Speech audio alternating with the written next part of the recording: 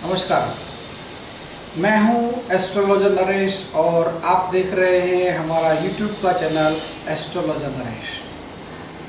आज के वीडियो में आपको जानकारी देते हैं एक अलग प्रकार के प्रेडिक्शन के बारे में जो ग्रह नक्षत्र से संबंधित नहीं है, लेकिन उसको ज़्यादातर लोग टोटके बोलते हैं।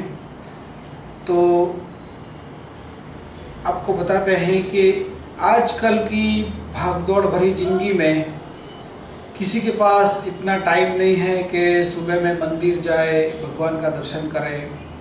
ज़्यादातर लोग ऐसे ही अपने रोजी रोजगार पर चले जाते हैं, बिजनेस नौकरी के लिए। तो खास करके रोज आपको कौन से इष्ट देव भगवान माता जी का ध्यान स्मरण करके घर से निकलना चाहिए कि आपका दिन शुभ रहे और व्यापार में, बिजनेस में, नौकरी में तरक्की हो। तो आज हम बात करेंगे नक्षत्र के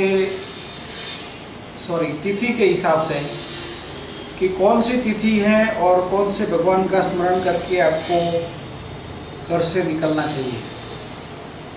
तिथि यदि एकम है, एकम तिथि है तो आपको श्री गणेश जी का ध्यान करके घर से निकलना चाहिए,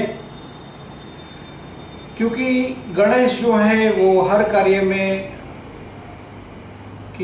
की शुरुआत के अंदर गणेश जी का प्रथम पूजन करते हैं। इसलिए महीने के प्रथम तिथि जो है, प्रथम तिथि को गणेश जी का ध्यान करके आप घर से निकलिए, दिन आपका शुभ रहेगा और काम सक्सेस होगा। द्वितीय तिथि को श्री हनुमान जी का ध्यान करके घर से निकलिए, हनुमान जी का स्मरण करिए। यदि आपको पाठ मंत्र जो भी आता है वो मन में करते करते निकलिए, काम आपका सक्सेस होगा। तृतीय तिथि है तो आपको स्मरण करना है श्री लक्ष्मी नारायण का, और लक्ष्मी जी और नारायण का स्मरण करके घर से निकलिए, दिन सक्सेस रहेगा। चतुर्थी तिथि है तो आप स्मरण करिए श्री गणेश भगवान का, गणेश जी का स्मरण करके ध्यान करके निकलिए। पंचमी तिथि है तो आप अपने कुल देवी माता जी जो हैं, इष्ट देव या इष्ट देवी जो है, उनका ध्यान स्मरण करके घर से निकलिए। षष्ठी तिथि है, छठी तिथि जो बोलते हैं, छठ बोलते हैं जिसको, छठ को श्री सूर्य नारायण भगवान का स्मरण करके दर्शन करके घर से निकलिए, काम सक्सेस रहेगा। सातम को अगेन आपके माता जी कुलदेवी हैं, उनका ध्यान करके घर से निकलना है। आठम को आद्य शक्ति अम्बा जी माता का ध्यान करके घर से निकलना है। नौम को अपने गुरु हैं उनको ध्यान करके, गुरु जो है, गुरु अदरवाइज अपने इष्ट देव जो भी है उनका ध्यान स्मरण करके आपको घर से निकलना है। दसवीं को श्री रामचंद्र भगवान का स्मरण करके घर से निकलना है।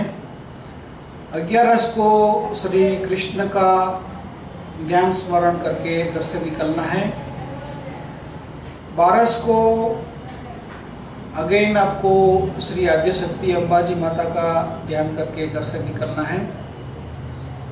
13 को देवों के देव महादेव शंकर भगवान का आपको ध्यान करके घर से निकलना है। 14 को श्री लक्ष्मी नारायण का ध्यान करके घर से निकलना है। और पूनम को फिर से आपको देवाधिदेव महादेव श्री शंकर भगवान का ध्यान करके घर से निकलना है।